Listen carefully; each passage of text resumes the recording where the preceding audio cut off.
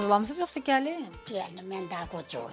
Vay, niyə? Maşallah, evdə idarəçilik sizdədir mən bildiyimə görə. Qada idarə köməkli hasımız.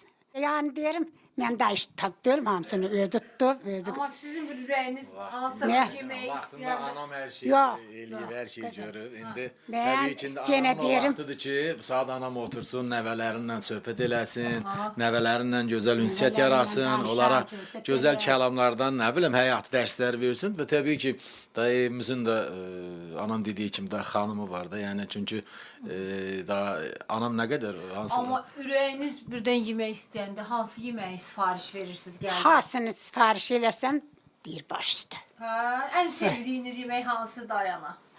İndi gədəvəy özün bilirsən, Hə. kartop, Aha, qızartması. qızartması. Hələ də qızartma yeyirsiniz. Yerik.